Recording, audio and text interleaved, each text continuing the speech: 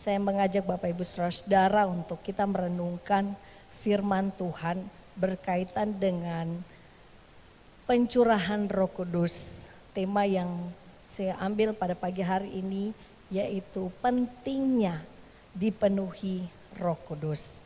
Bapak Ibu Saudara, mari kita buka Alkitab kita dan kita lihat di dalam Lukas pasal 24 ayat 49. Lukas pasal 24 ayatnya yang ke-49. Saya dan saudara, mari kita ambil bagian untuk bersama-sama membaca bagian ini, yaitu Lukas pasal 24 ayat 49. 3, 2, 1. Dan aku akan mengirim kepadamu apa yang dijanjikan Bapa-Ku. Tetapi kamu harus tinggal di dalam kota ini sampai kamu diperlengkapi dengan kekuasaan dari tempat tinggi. Kita garis bawahi ayat ini yaitu pada bagian yang terakhir. Diperlengkapi dengan kekuasaan dari tempat tinggi. Saudaraku, kalimat yang saya arahkan untuk kita garis bawahi bahwa semua orang Kristen harus hidup dan melayani di dalam kuasa Allah. Sekali lagi, semua orang Kristen harus hidup dan melayani di dalam kuasa Allah.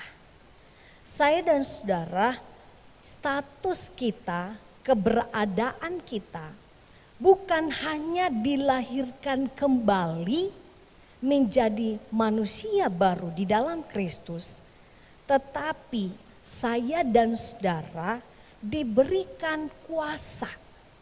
Sekali lagi, kita masing-masing diberikan kuasa Allah untuk hidup dan melayani di dunia ini. Sejak kita buka mata bangun pagi sampai kita tidur dan beristirahat kembali, saya dan saudara diberikan kuasa Allah. Dalam pekerjaan saudara, apapun yang Tuhan percayakan, kita mengerjakannya di dalam kuasa Allah. Ketika kita berolahraga, ketika kita melakukan studi, ketika kita melayani, apapun yang kita lakukan, kita yang sudah hidup di dalam Kristus, yang dilahirkan kembali menjadi manusia baru, diberikan kuasa Allah. Ini hal yang penting, yang mendasari saya dan saudara hidup dan melayani di dalam kuasa Allah. Nah, Bapak Ibu Saudara, dalam konteks ketika hari Pentakosta, nah, saya ingin sedikit menyampaikan seperti pengetahuan. Ini tentang istilah yang dipakai Pentakosta atau Pantekosta. Ada artikel yang saya baca, sebenarnya kan orang bilang Pentakosta, orang bilang Pantekosta. Nah, perbedaan terkait dengan penyebutan Pentakosta atau Pantekosta itu adalah disebabkan oleh terjemahan Alkitab yang diambil atau yang digunakan pada satu masa, yaitu pada kata Pantekosta itu digunakan dalam terjemahan Alkitab versi Klinker tahun 1879. Dan dilanjutkan pada Cashberry tahun sebelumnya ya, sebelum versi Klinker, Cashberry pada tahun 1853 masih digunakan kata Pantekosta, lalu pada tahun 1866 katanya menjadi Pantekosta. Costa. Jadi pada waktu era yang berbeda, beda pula terjemahannya. Nah, terjemahan Klinker ini digunakan oleh gereja-gereja pada waktu itu sehingga para pendengar di zaman itu mereka terbiasa dengan penggunaan kata Pantekosta. Nah, kebiasaan penyebutan Pantekosta itu turun dari generasi ke generasi berikutnya. Sebenarnya saudara, kata Pantekosta itu tidak punya arti, sedangkan kata Pentakosta ini berasal dari bahasa Yunani, secara sederhana diartikan sebagai hari ke-50, yaitu sesudah Paskah atau dalam perjanjian baru hari turunnya Roh Kudus. Nah, lalu sinode-sinode yang sudah berdiri semenjak digunakannya terjemahan Alkitab versi Klinker, mereka kebanyakan masih sampai hari ini mempertahankan nama Pantekosta di label gerejanya. Ini bukan bukannya ya memang bukan karena apa-apa, tetapi untuk urusan mengganti label dengan kata Pentakosta itu kan ada persyaratan administrasi yang cukup ribet. Jadi gereja-gereja yang bernaung di bawah sinode yang menggunakan kata Pantekosta harus ganti plang, harus ganti segala sesuatu administrasi yang berhubungan dengan sama gerejanya. Sehingga masih tetap menggunakan Pantekosta. Nah, sebenarnya Bapak Ibu Saudara-saudara, saya ini secara pengetahuan awal saja tentang penyebutan Pante dan Pentakosta. Nah, saudaraku, kalau kita kembali ke konteks ketika terjadinya Pentakosta, kuasa Allah itu diberikan melalui Roh Kudus yang turun atas para murid dan mereka diberikan kuasa menjadi saksi sampai ke ujung bumi. Maka Bapak Ibu Saudara, waktu kita bicara tentang pentingnya dipenuhi Roh Kudus, kita mau melihat dalam konteks perjanjian baru. Saudara-saudara, waktu saya bicara tentang dipenuhi Roh Kudus, saya tidak mengajak saudara-saudara untuk memahami arti dipenuhi Roh Kudus seperti pengajaran-pengajaran yang sekarang beredar di beberapa gereja sampai hari ini dari tahun-tahun sebelumnya. Ada yang mengartikan dipenuhi Roh Kudus itu seperti orang yang istilahnya sih ya, itu seperti kejadian sesuatu yang terjadi pada saat itu saja, fenomena, tetapi tidak punya dampak yang berkaitan dengan arti sebenarnya Roh Kudus itu dicurahkan. Contohnya, pada saat misalkan ini biasanya terjadi pada saat altar call dalam sebuah KKR atau gereja. Pada saat altar call itu lalu mereka disuruh maju, mereka didoakan, kemudian ada yang diminta untuk ekspresikan sukacita, Roh Kudus turun, bergetar badannya, gemetar, lalu berjingkrak-jingkrak, lalu tertawa suci, atau juga sampai berjatuh-jatuhan dan lain-lain. Itu sesuatu fenomena yang terjadi pada saat itu saja tapi tidak berdampak pada tujuan dari Roh Kudus itu diberikan. Banyak kesaksian-kesaksian yang saya baca, ada orang-orang yang pernah mengalami itu memang bingung dengan diri sendiri, kenapa pada waktu itu saya seperti itu. Tapi ada juga yang sampaikan kesaksian, waktu itu kami semua maju harus bergandengan tangan. Jadi waktu didoakan seperti terasa didorong, satu jatuh karena bergandengan tangan semua. Saya juga pernah mengalami itu. Waktu saya masih SMA. Di satu gereja yang saya ikuti, waktu pertumbuhan awal, pertobatan awal, kemana saja saya pergi. Gereja KKR saya pergi, kami pergi. Di satu waktu dalam satu kesempatan kita tidak di altar call, kita waktu itu ibadah kaum muda di satu gereja, kemudian kami tidak ada altar call, tapi pada waktu itu kita berdoa masing-masing duduk di kursi, pendetanya datang, dia tumpang tangan, saya ditumpang tangan gitu didoakan, saya berdiri terus, tapi saya didorong-dorong lah, saya pegang kursi di depan, jadi saya nggak bisa jatuh. Tapi saya tidak tahu yang lain, ada yang sudah jatuh dan waktu itu saya tidak terlalu paham kenapa bisa seperti itu. Nah, saya tidak sedang berbicara kepada kita bahwa hal-hal seperti itu yang dimaksud dengan kepenuhan Roh Kudus. Tapi mari kita baca Efesus pasal 5 ayat 18. Efesus pasal 5 ayat 18. Kita baca bagian ini, saya dan saudara-saudara ambil baca bagian ini bersama-sama. Efesus pasal 5 ayat 18, 1, 2, 3.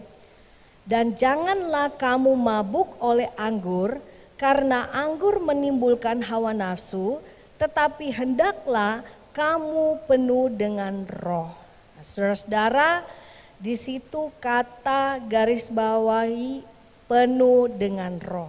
Saudara-saudara, dalam teks ini yaitu di dalam Efesus 5 ayat 18, di sini Paulus dia kasih perbandingan yang sangat menarik, yaitu orang yang mabuk oleh anggur adalah dia yang setelah minum anggur maka dia dikuasai oleh alkohol.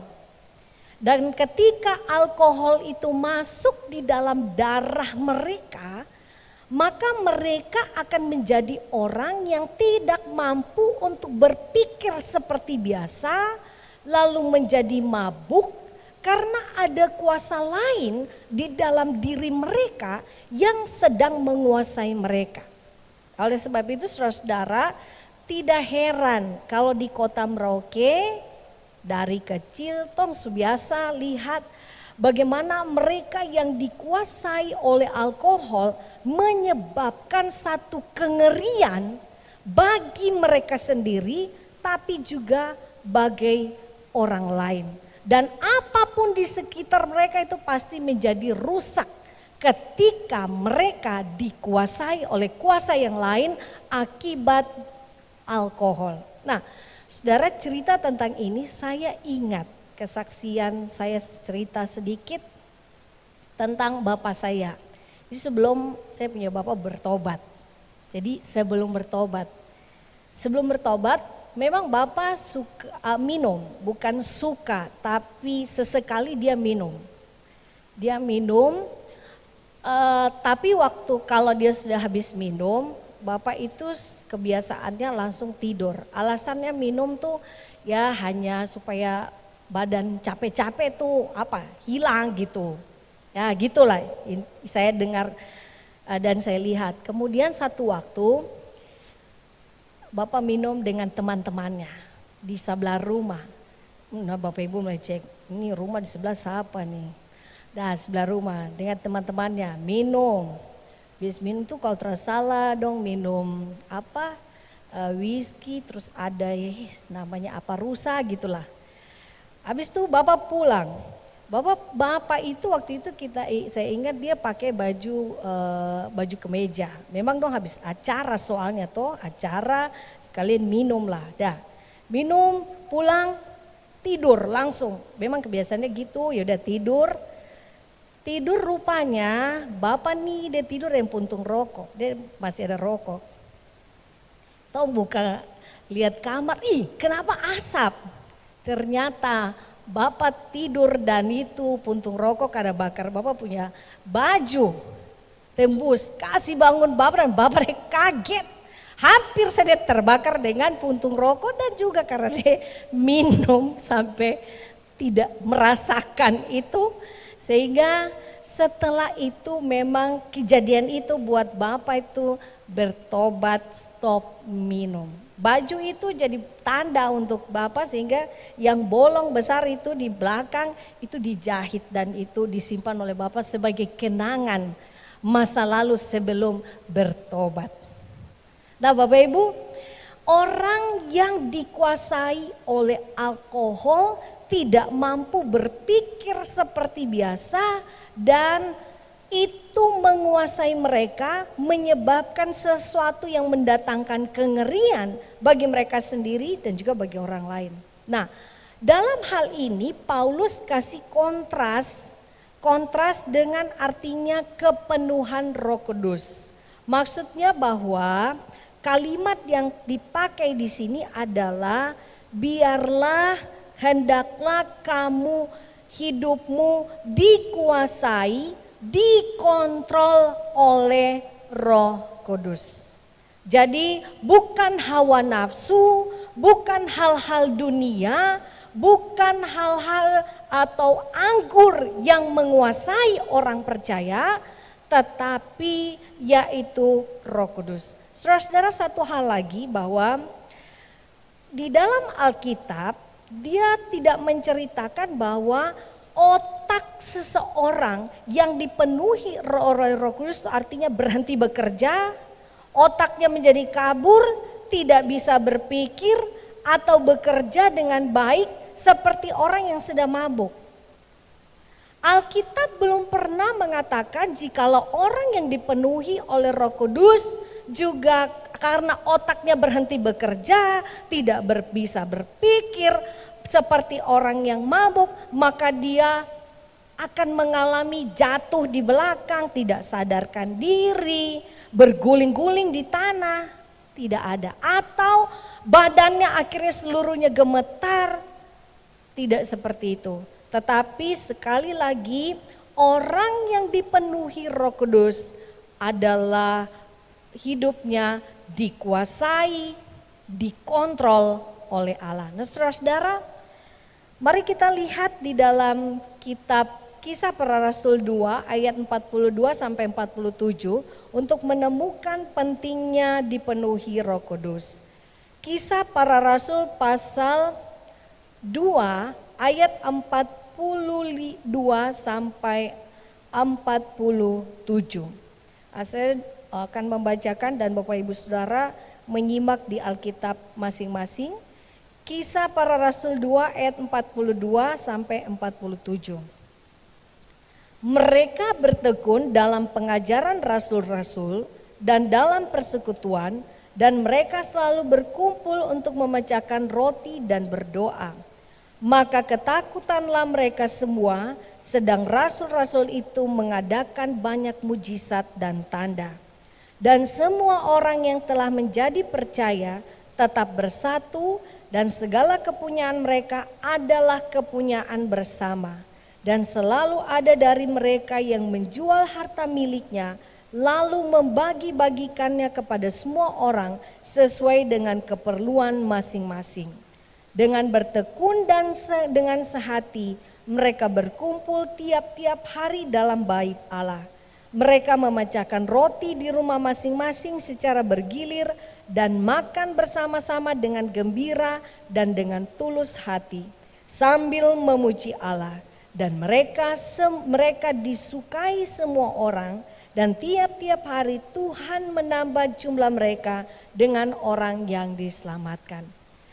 Pentingnya dipenuhi Roh Kudus di dalam teks ini yaitu Kisah Rasul pasal 2 42 sampai 47. Yang pertama adalah prinsip yang kita temukan, Roh Kudus tidak hanya bekerja di dalam gereja melainkan bekerja melalui gereja.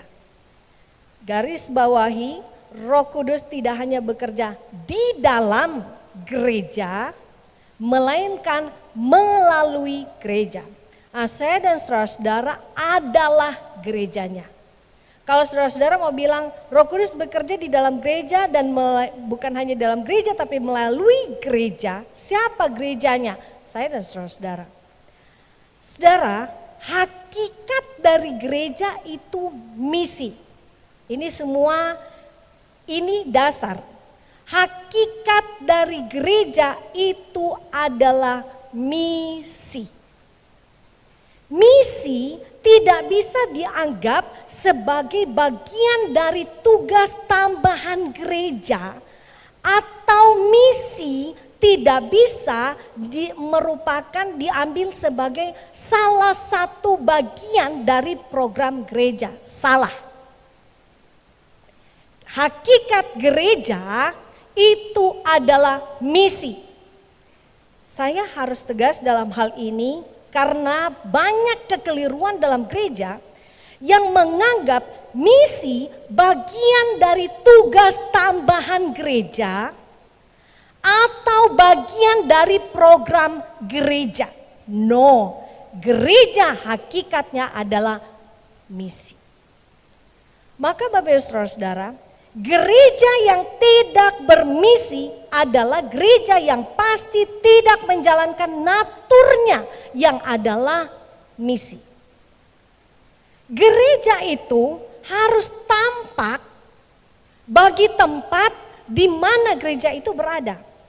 Gereja kita, Gereja Kristen Kalam Kudus Merauke, berada di Provinsi Papua Selatan, lebih tepatnya di Kabupaten Merauke. Maka kehadiran Gereja Kristen Kalam Kudus Merauke harusnya menjadi dampak atau tampak bagi di mana gereja ini hadir.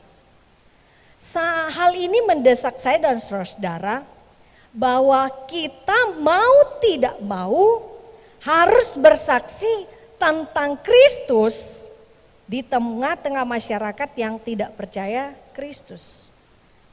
Bapak Ibu Saudara-saudara, yang saya mau katakan bahwa untuk menjadi gereja yang bermisi, yang punya dampak, bahwa Roh Kudus itu bekerja di dalam kita dan melalui kita. Maka ada hal yang tidak boleh kita lupakan.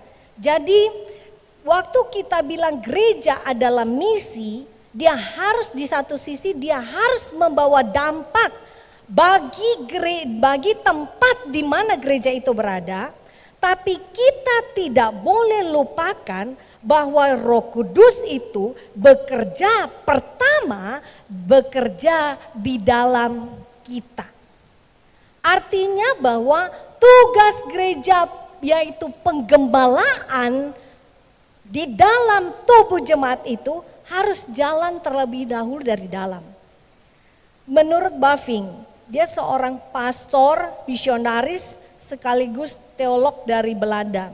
Dia bilang begini, tanggung jawab untuk pemberitaan Injil terhadap orang-orang yang sudah pernah mendengar Injil itu jauh lebih berat dibandingkan tanggung jawab untuk beritakan Injil kepada orang-orang yang belum mendengar Injil.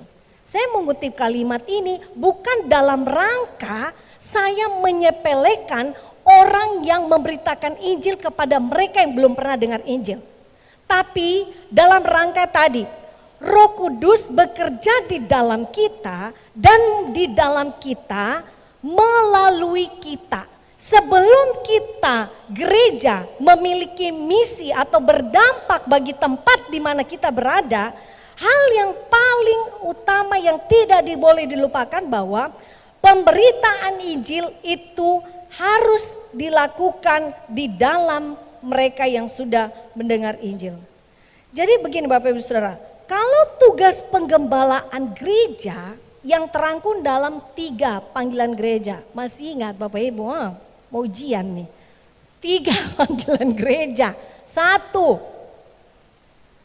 jangan Mbak Tuhan yang jawab, majelis mungkin juga bisa. 1,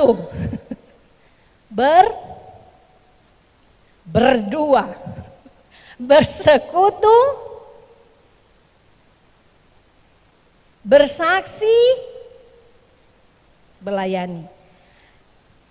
Tugas penggembalaan gereja yang tergangkum dalam 3 panggilan gereja, Kalau salah satu diabaikan, maka kemungkinan akan ada beberapa anggota jemaat atau satu anggota jemaat yang akan mengalami kemandekan dalam pengenalan akan Allah, dan ini akan berdampak dalam keberadaan gereja untuk bermisi di tempat gereja itu berada. Saudara-saudara, gereja memang hakikatnya adalah bermisi. Benar. Tetapi gereja juga tidak boleh melupakan tugas penggembalaan bagi mereka yang ada di dalam gereja. Karena satu saja orang gereja, kalau dia mengalami mandek, stagnan, pertumbuhan rohaninya, pengenalan rohaninya terhambat, waktu dia keluar itu akan berdampak. Sehingga ini yang dikatakan bahwa Roh Kudus itu tidak hanya bekerja di dalam gereja, tetapi melalui gereja. Yang pertama, yang kedua, dipenuhi Roh Kudus pentingnya bahwa target pekerjaan Roh Kudus itu adalah dunia, bukan sekedar gereja. Bapak Ibu Saudara, mari kita lihat Kisah Para Rasul pasal 24 ayat 47. Di situ dikatakan bahwa sambil memuji Allah, mereka disukai semua orang. Lalu Kisah Para Rasul pasal 1 ayat 8. Roh Kudus, kamu akan menerima kuasa, Roh Kudus turun ke atas kamu, kamu jadi saksi di Yerusalem, di seluruh Yudea, Samaria, sampai ujung bumi. Bapak Ibu Saudara-saudara, konteks ini jelas bagi kita bahwa gereja dipanggil dan target gereja itu bukan gereja, tapi target gereja adalah dunia, dunia. Kita tidak bisa hanya sibuk pikir bagaimana perluas gedung gereja ini. Bagaimana memperlengkapi semua hal yang berkaitan dengan gedung, fasilitas, kenyamanan kita di gereja. Tapi gereja itu dikenal targetnya bahwa Roh Kudus bekerja di dalam kita, melalui kita untuk dunia. Saudara-saudara, sedih sekali. Saya ingat nih Pak Pendeta Ferdi kemarin di waktu beberapa tempat yang kami datangi selalu ingatkan. Gereja sibuk berantem, masalah doktrin lah, mana yang lebih baik lah, mana yang salah lah, mana yang supaya pengikutnya semakin bertambah banyak. Bukan orang percaya yang masuk, tapi bukan masalah menyibukkan diri dengan urusan gereja itu, karena semakin gereja menyibukkan diri dengan hal-hal yang bukan esensi, sementara orang yang belum percaya sana semakin datang banyak dan semakin berkembang, dan gereja baru sadar kalau orang semua sudah jadi orang yang tidak percaya karena gereja sibuk urus hal-hal yang bukan esensi. Target pekerjaan Roh Kudus dalam diri gereja itu sekali lagi bukan untuk gereja tapi untuk dunia. Tuhan sudah kasih jelas ini bahwa Roh Kudus turun ke atas kamu dan kamu jadi saksi sampai ke ujung bumi. Saudara-saudara, yang ketiga, tujuan dari pemberian kuasa itu adalah kita menjadi saksi sampai ujung bumi, bukan kepentingan pribadi. Bapak Ibu, kita lihat ini di dalam kehidupan jemaat mula-mula tadi pasal 42 sampai 47. Kalau Bapak Ibu baca di sana, kita punya kesimpulan begini. Tidak ada kata saya di dalam perkumpulan gereja, di dalam gereja, tapi yang ada di sana kita menemukan adalah kita untuk Tuhan. Jadi tidak ada lagi sibuk bagaimana menata perasaan pribadi, menjaga supaya tidak tersinggung, menjaga supaya urusan-urusan yang menyangkut pribadi-pribadi di dalam gereja itu saja, tetapi melalui kita kuasa itu diberikan untuk menjadi saksi sampai ke ujung bumi, bukan tentang kepentingan pribadi.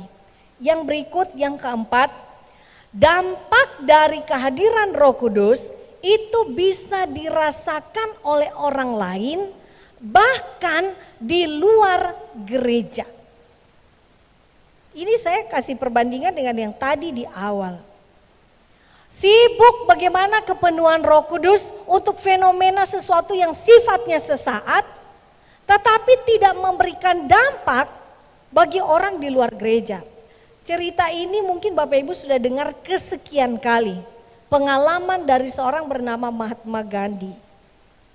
Dia sangat tertarik dan dia mendalami tentang ajaran tentang Yesus. Tapi dia tidak pernah mau jadi pengikut Yesus. Karena waktu dia mau pergi ke gereja, mau ikut beribadah bersama-sama, belum masuk dalam gedung, masih di depan. Nih, hati-hati buat penyambut-penyambut. Disambut dengan penyambut, dengan menanyakan kasta dan menyatakan dia sebagai orang kafir, karena orang dalam sini hanya orang-orang yang sudah hidup sebagai seorang Kristen. Dari situ Mahatma Gandhi memutuskan tidak pernah akan jadi pengikut Kristus, karena pengikut Kristusnya tidak hidup sebagaimana Kristus yang dia ikuti. Minggu lalu saya ingat Pendeta Ferdi Guyon, hati-hati kalau menempatkan penerima tamu depan. Orang mau masuk gereja kan tidak, itu penentunya ada di depan sana. Ya, muka ya senyum, lalu ekspresi, kalimat yang diucapkan menentukan orang mau enggak. Tapi bukan hanya pada waktu masuk gereja, tapi ini sekali lagi bahwa dampak dari kehadiran Roh Kudus itu harusnya bisa dirasakan oleh orang lain bahkan di luar gereja. Bagian ini membuat saya ingat tentang apa yang pernah saya sampaikan di dalam komsel dan juga firman Tuhan yang saya sampaikan dalam renungan pada hari Kamis di ABT. Saya mendengar beberapa kesaksian. Bukan kita tidak mau mempekerjakan orang Kristen di tempat kerja. Karena apa? Karena justru orang-orang Kristen ini yang membuat kerusakan di tempat kerja. Lebih baik orang yang tidak mengenal Kristus. Nah inilah, seharusnya Roh Kudus bekerja dalam seseorang itu dirasakan oleh orang lain bahkan sampai di luar gereja. Lalu yang berikut, yang kelima, prinsip pentingnya dipenuhi oleh Roh Kudus di dalam bagian yang terakhir di ayat 47. Mereka semua disukai semua orang. Prinsipnya tanpa berambisi untuk menyukakan semua orang. Jadi tidak ada indikasi jemaat mula-mula punya ambisi untuk menyukakan semua orang, tetapi ternyata mereka disukai oleh banyak orang. Jadi saudara-saudara, kita lihat tidak ada motivasi, tidak ada ambisi supaya mereka disenangi, tapi Roh Kudus bekerja dalam hidup mereka melalui keseharian di antara mereka, dan itu menyebabkan mereka disukai banyak orang. Saudara-saudara, percuma untuk mendoakan supaya karya Roh Kudus terjadi secara luar biasa di dalam satu gereja, kalau gereja itu tidak berhasrat untuk menjangkau dunia. Kita ingat ke prinsip yang tadi, Tuhan bukan hanya bekerja di dalam kita, tetapi melalui kita. Dia bekerja di dalam kita terlebih dahulu supaya dia bisa bekerja melalui kita. Saudara-saudara, bagian yang berikut, kalau begitu tanda-tanda orang dipenuhi Roh Kudus seperti apa? Yang pertama, kita lihat di dalam ayat 42 bagian A. Mereka bertekun dalam pengajaran rasul-rasul dan dalam persekutuan. Kata yang dipakai di sini adalah ketekunan. Artinya rajin, sungguh-sungguh, dan menghabiskan banyak waktu. Pertanyaannya dari ayat 42. Mereka ketekunan di sini dalam arti rajin, bersungguh-sungguh, menghabiskan banyak waktu. Pertanyaannya, rajin untuk apa? Sungguh-sungguh untuk apa? Menghabiskan banyak waktu pada apa? Yaitu tadi di sini di dalam pengajaran rasul-rasul dan dalam persekutuan. Bapak Ibu Saudara-saudara, saya kutip renungan yang dibagikan oleh Pendeta Ferdi pada tanggal 25 Mei. Dia bicara tentang baca, dengar, dan lakukan. Persoalan menjadi serius ketika ada banyak orang Kristen tidak lagi berminat mendengar firman Tuhan. Mengantuk, tidak punya waktu, sibuk itu adalah alasan klasik. Tidak berminat atau membaca atau mendengar firman. Kalau tidak mau, apalagi yang bisa dilakukan kalau tidak punya minat kepada firman Tuhan. Jadi Bapak Ibu Saudara-saudara, jemaat mula-mula mereka itu rajin, bersungguh-sungguh, menghabiskan banyak waktu pada apa? Pada pengajaran para rasul-rasul. Nah, Saudara-saudara, menarik di sini tentang dipenuhi atau tanda-tanda dipenuhi Roh Kudus. Kita lihat kenapa ayat 42a. Coba Bapak Ibu lihat, Bapak Ibu punya Alkitab. Coba kita lihat susunannya. Kenapa ayat 42a itu menjadi tanda pertama dipenuhi oleh Roh Kudus, baru disusul dengan 42b, 44 dan 45. Kenapa tidak dibalik?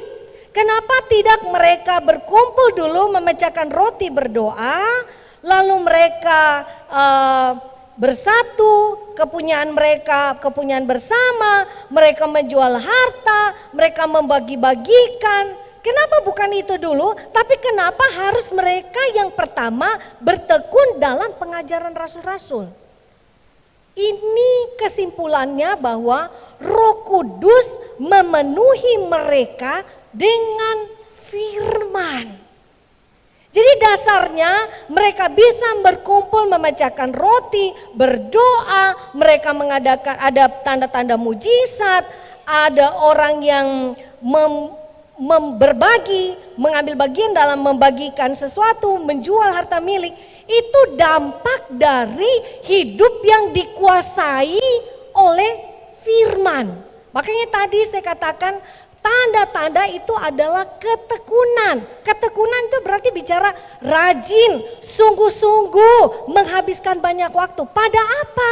Pada pengajaran rasul, atau konteksnya sekarang pada kebiasaan yang menjadi darah daging untuk memenuhi otak, pikiran, dan hidup kita dengan firman Tuhan.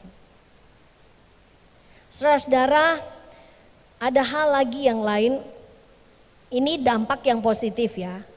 Tapi saya mau sampaikan bahwa kalau kita bicara, baca di dalam di dalam pasal-pasal selanjutnya dari Kisah Para Rasul setelah kejadian ini, kita lihat bahwa Roh Kudus bisa bekerja di dalam cara yang negatif. Roh Kudus bisa bekerja secara negatif.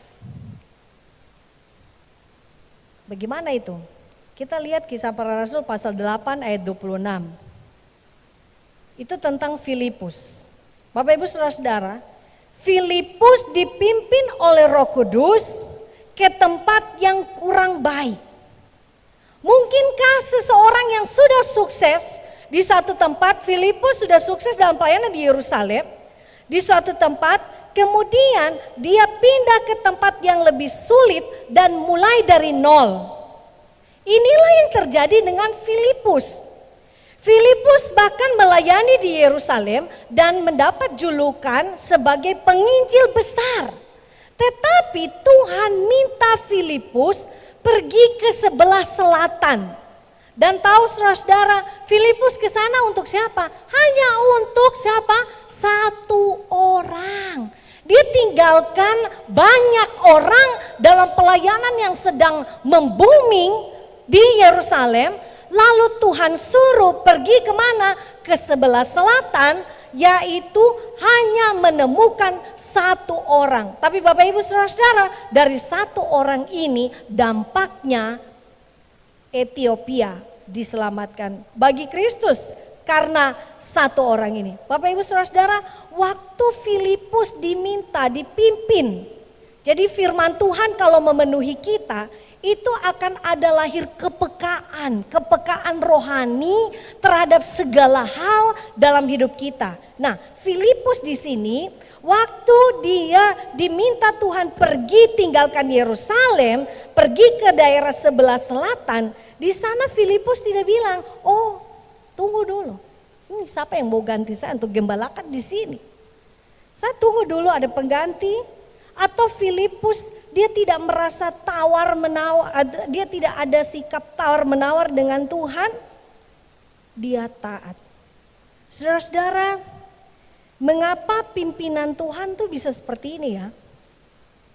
Ini kasus dari pimpinan negatif Roh Kudus yang sering tidak dipikirkan oleh orang. Bahkan yang lebih heran lagi Bapak Ibu Saudara, saya ingat Pendeta Edison pernah bahas ini. Yang lebih mengherankan lagi adalah ketika Roh Kudus bekerja secara negatif menutup pintu untuk pemberitaan Injil.